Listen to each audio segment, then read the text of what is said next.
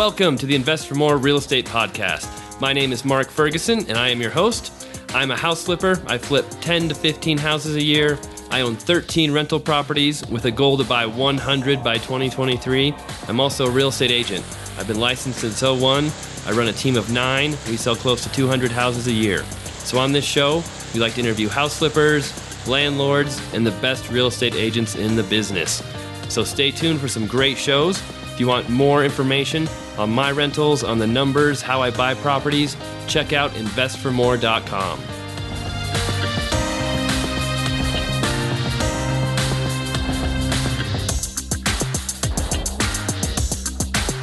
Hey everyone, it's Mark Ferguson with InvestFourMore. Welcome to another episode of the InvestFourMore Real Estate Podcast. Today, I'm going to be talking about commercial properties. I have bought 4 commercial properties this year, 2017. Even though I didn't really plan on buying any, I planned to try and buy a really big one, but I bought 4 smaller ones. So my whole investing strategy has changed recently for a number of reasons that are in my control and also beyond my control. So I'm going to talk about all about the commercial properties, why I've been buying commercial, why I like commercial, and what my plans are for the future, as well as a big multi-million-dollar commercial property I have under contract right now. Hopefully I can talk a lot more about that at the start of next year, but I can give you some insight on what's going on with that property as well. So before we get started, of course, check out my books on Amazon. They've all been doing really well and have been a huge source of passive income for me myself, which is kind of cool. For rental properties, fix and flip, being an agent, mindset, negotiating, I've written books on all those subjects that give a lot more depth and insight than what I can give on one podcast or one article. So make sure you check those out. All right. So the first property that I bought in 2017 was a small little shop. So I don't know if I even consider that a commercial rental because I've been using it to store my Mustang and then our supplies for our fix and flip properties. Got 21 flips going now. We just sold one today. With those flips, we have a lot of supplies that we'll buy from Home Depot in bulk, carpet, flooring, and having a place to put all that has been awesome, has saved us a ton of money because we can buy in bulk, and then made it really easy for our contractors to pick up stuff and get things and a place to store extra supplies and extra appliances, things we have laying around. So that's been super nice.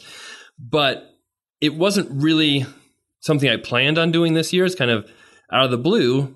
A friend of mine had a small little shop. It's like 1,000 square feet, but it has real tall 20-foot ceilings. Called me up and said, hey, I want to list my little shop. I've had it a few years. I don't need it anymore. Can you help me sell it as an agent? And I thought, hey, this would be perfect for me. So we talked, negotiated over text message, which I love to do. Ended up coming up with a deal where, he didn't have to pay a commission, have any agents involved. And I got a little better deal because of that. So I ended up buying this little shop for $72,000. Ended up putting all my stuff in there, had an extra place for cars since I've kind of run out of room at my house. It is a win-win situation. Now, it's still a rental property, I feel, because I had some storage units before that I was paying for some of my supplies, and I was able to get rid of those, save a bunch of money, and own a piece of property instead of paying for a storage unit. So win-win for me. And if I ever decide to get a different place, store my material somewhere else, this place would rent for $800, $900 a month probably, and cash flow, make money right away. So it's not just a good business decision, but it'd be a good investment. If I do decide to rent it, it would make me money. So that's kind of the first one that fell into my lap this year. Not something I was really expecting, but a really cool little, asset to have. And it's been really convenient and very nice for the business. Another one that I ended up buying was a bigger commercial property in a small town, 7,500 square feet. That was commercial or rental property number 19, if you guys want to look it up on the website. And that one, again, randomly, I was looking on the MLS. I saw this place had its price changed a bunch. It'd been on the market for a while. It had gone from $500,000 to $450,000 to $400,000, and I ended up buying it for $292,000. So I thought it was a great deal. Again, kind of a cash flow play where we have to fix it up a little bit, get some tenants in there. It's got value add potential. It's got an unfinished basement that we could possibly finish, add more units to the property, make even more money. And that's been a really cool property to work on. So you can see all the details. If you look up rental property 19 on my site, or go to resources on the InvestFourMore blog, and under that I've got my rentals, which lists all my rental properties right now with links and videos. And so that property has been kind of an exciting one to buy. Another one I bought was one I just closed on a couple weeks ago. It actually got under contract in January. This is rental number 20. And that one was an MLS deal where it popped up for $110,000. I saw the price. I'm like, oh man, there's nothing for sale that cheap. I wasn't even looking for a commercial property then either, but I'm like, man, it's so cheap. Did some research, checked it out. I figured it'd rent for at least $1,500 a month, maybe more. Put an offer in the first day, got it under contract. They had a ton of IRS tax liens on the property, so it ended up taking 11 months to get the clear to close, but we finally bought it last month. And the owner, which is a furniture restoration business, is renting it back from me for 6 months now for $1,500 a month. Super excited to have that immediate cash flow. Rents for, I think I could get more rent if I had a new tenant there, but he's already there. I don't have to do any renovations, do any fix up, and he'll be paying me that rent plus all the utilities. So that one will cash flow extremely well too. And all these properties I think are worth a lot more than I bought them. Once I get them rented, once I get cash flow coming in and the bank sees that, the value will be much greater than what I paid for them. And then finally, another property I bought this year, I bought on Facebook, which is interesting. One of my contractors sent me a text and said, hey, I just saw this place on Facebook, thought you might be interested. And it was a 1,600 square foot shop for $79,000, which is, again, incredibly cheap. Called the guy, set up an appointment. He had like 17 appointments set up in 2 days. Ended up getting 8 offers on it. Told me he's accepting, the best offer. Wasn't going to tell anybody else what the other offers were. So I had nothing to go on, but I knew the place was worth a lot more than $79,000. I offered $101,250. I got it. We closed on it. We just finished fixing it up a little, painting it, cleaning it up. Again, those videos are on the blog if you look under my rental properties. That property, I think, will rent for $1,300 to $1,500 a month. We've kind of just started to try and lease it and have had quite a bit of interest in it. And again, took very little work, took like $7,500 to fix it up. Will cash flow great. Once I get a tenant in there, it's very low maintenance usually with commercial. So I've kind of gone all in with these properties. It's been fun, exciting to see them. And hopefully they become a good investment, because really the only one I have rented right now is the one where the owner's renting it back from me for $1,500 a month. And I know some of the risk with commercial is it takes longer to lease, can be more expensive to lease if the tenant wants you to fix things up. Properties can be vacant for a while. But now the real question, why did I switch from commercial to residential? Or from residential to commercial, I should say. The first 16 rental properties I bought were all residential properties. I'm an expert in residential. I've been an agent, investor in residential properties for 15 plus years. So I'm familiar with residential. I love residential. I know how to get really good deals on residential. As you know, I have 20 some flips going. I have to get really good deals on those to be able to make money flipping. But the problem was the market here in Colorado. I made a plan in 2013 to buy 100 rental properties by 2023. That's kind of my 10-year plan. How to buy all those properties, create a ton of cash flow, a ton of net worth, a ton of equity. And it was going pretty well, a little behind. That's an aggressive goal. I love aggressive goals. But in 2015, I found myself stretching my criteria, buying older properties with not as much cash flow, in neighborhoods I wouldn't normally buy in, to keep buying rental properties. And the biggest problem was prices in Colorado were astronomical. Just insane. In 2011, 2012, the median price in Greeley, Colorado, where I'm at, was about $110,000. Now, for a couple of years, we'd had super low inventory. The foreclosures were drying up at that time, but prices had not gone up. We just saw shrinking inventory. Well, 2013, they started to shoot up. And from 2011 and 12, and that right around there, to now, which is the end of 2017, prices went from $110,000 to $290,000 for a median price. So they've almost tripled in 6 years, 5 years. It's been crazy. It's been awesome for the rental properties I own. It's been great for some of the flips I own that I've had a longer time.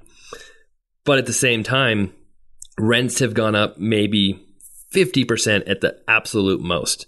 So some of the properties I had rented, like the first rental property I bought for $96,000 at the end of 2010. It was a really good deal at the time. And I rented it for $1,050 to my first tenant. So that was a cool, really awesome experience, obviously. But now that property, I still have it, is probably worth $280,000 in that range, and it rents for $1,500 a month. So as you can see, the value increased, more than doubled, a lot more than doubled, but the rent only went up 50%, less than 50%. So the numbers, the ratios just aren't there to cash flow anymore. Even if I'm getting super amazing deals, the properties I was buying before, I was buying for $100,000, doing some fix up, renting them for $1,200 to $1,300 a month. Now, those same properties, if I was getting super awesome, like amazing deals, I'd be buying them for $200,000, doing some fix up, and renting them for $1,500 or $1,600 a month. It's just, it doesn't make sense. You're losing money with those ratios. So I stopped buying rentals. I didn't, I had that goal to buy 100, but sometimes goals have to change. Strategies have to change. You can't predict everything. So I took almost a year and a half off from buying rentals, focused on the flipping business. I went from flipping, 8 houses 1 year. Now I'm going to come close to 30. I don't think we're going to quite get to 30, which was going to be really awesome if we did, but I think we're going to fall short of that this year. But still, it takes a ton of money to flip that many houses. So I've taken the money I was investing into those rentals, put into the flipping business. But now that I've found, I either wanted to buy out of market with my rentals, find a new market in a different area. I went to Florida. Or a second thought is buy different types of rentals here. A lot of people ask me, why don't I buy multifamily? Well, multifamily is just as expensive in Colorado as single family. The numbers are not good. Cap rates are like 5 or 6% for multifamily properties. Really hard to make any money on them. So even if you go in the bigger apartment complexes, it doesn't get much better. So what I ended up doing is stumbling upon some commercial stuff. I've been interested in commercial for a long time just because I knew there's no shop space available in the area. Very low vacancies for small kind of warehouse shop spaces. So I'd always had this goal to buy a really big warehouse, split it up in a bunch of small shops and rent it out. That was the extent of my commercial, goals. Then I kind of stumbled upon these other smaller, cheaper rentals. And the numbers are so much better, as I was telling you. I'm buying them for $100,000, $110,000, renting them for $1,300, $1,500 a month. Where if this was a residential property, I'd be buying it for over $200,000 to get that same amount of rent, plus putting much more money into repairs and fixing it up. So I'm just making much more money. Now, it's obviously there's more risk in commercial usually because everyone needs a place to live. If the economy goes bad, not everybody has to have a place for their business. They can work from home. They can make things work. But at the same time, our economy is doing fantastic, really low unemployment rate, and there is a shortage of commercial space, small spaces like this. So I think there's a ton of opportunity here. That's kind of what I've been shooting for with my commercial stuff. And, the biggest question was, how hard is it to lease? How much money am I going to have to spend to lease? What's that process going to be like? And so far, it hasn't been too difficult for the ones I've tried to lease. But, I haven't tried to lease a lot of them yet. So that'll be a big question. The other weird thing about commercial real estate is, dealing with these bigger projects, which I'll talk about here soon, and even some of the smaller ones. It is just a different game than residential. The commercial brokers are very different. The sellers are different. Everybody has to be extremely patient. I'm so used to working really fast, getting offers in the same day, getting, not doing an inspection, not doing any of this, closing it in 15, 20 days. And with these commercial properties, it's like everybody's kind of walking through concrete or cement to get these done, to get contracts signed. It takes a couple of weeks sometimes to get your loan. It takes 2-3 months to do inspections. It takes 30 days. It's just really hard for me to be that patient. But it's been a learning experience, and it's been fun at the same time. So this new adventure in commercial has been exciting. It's been fun. I did not know everything about it before I started buying properties. I just kind of had to jump in with both feet. And I like to say the best way to learn is just to do it. I'm sure I've made some mistakes and learn what not to do next time. But at the same time, I also knew that these were good deals that if I bought them right, cheap enough, no matter how many mistakes I made, it's probably still going to work out as a good deal in the long run. And that's kind of how my attitude has been with rentals and flips as well. Just if you buy them right, you'll usually be okay in the end. But if you don't buy them right, you can get yourself into a lot of trouble. All right, so the bigger properties are the more exciting ones, I know, for a lot of people, but they're also a lot more stressful. So I had a property under contract earlier this year. It was 280,000 square feet, a big old kind of warehouse manufacturing facility, 2 floors, had 20 acres, a bunch of not water rights with it, but a huge water tap. And I ended up getting that under contract. It was off market, got under contract for a couple million. And my plan was to split it up into small spaces, like I said, actually make a drive-through through the building. But the project died mostly because the property had been vacant for like 15 years. And people had vandalized it. All the electrical wires were ripped out. The plumbing was bad. The roof had some issues. Almost all of the 200 and some windows in the building were broken. Landscaping was non-existent. Road access was a problem. And in the end, I had 2 contractors bid, my dream, my thoughts for what this property could be, which included, doing a bunch of walls, drive-throughs, had to completely redo the entire heating system, air conditioning, redo all the electrical, redo the plumbing. And it came to $5 million to renovate this building for both bids. So I was a little higher than I thought it was going to be. It still could have been workable because this property is probably worth $15 million if it was fixed up and performing. But it would take a really long time to get all the work done, to get it rented out, to get it to that point. And really what the killer deal was, the sellers had leased part of that land to another business and destroyed the access to the property. So it's really almost impossible to get a decent road to the property. And that lease was 3 years long. So I have a feeling they may be holding that property for a very long time until that lease expires or they figure something out and can renew access to it because it's a mess. So that was the start of the year. I had it under contract for a few months, did a lot of due diligence with the contractors. I even drew out architectural designs for my plan, talked to lenders about financing, all kinds of things. Had some partners who were lined up, but really the repair costs and the access issue is what killed that deal. But it was a huge learning experience, really fun. And I actually took a ton of videos of it when I was working on it. I want to go back and do a video now showing what the property looks like. And when I get that all together, I'll post it up and kind of write a full story about that property and that project and what happened. But that might take some time for me to get out there and actually do it. So look out for that. It will be coming eventually. The other big commercial property I have is one I just got under contract last week. It's another multi-million-dollar property, 70,000 square feet. It's got a grocery store, restaurant, a coffee shop, kind of a little smaller business as well, and 8,000 square feet of vacant space. So this one, a commercial broker who I've been working with brought to me. I'm giving up my commission to him, so he's double-siding it. So one great way to get deals is if you have a couple people who are connected and have some pocket listings. This one, I think, is going to be a really awesome deal as well. I have a partner, first time I've partnered with anybody in 4 or 5 years since I stopped working with my dad. So that'll be interesting. But, big project. We're financing it with a local bank here, putting 25% down. It's right now at about a 9 cap rate. So it makes a good amount of money every month.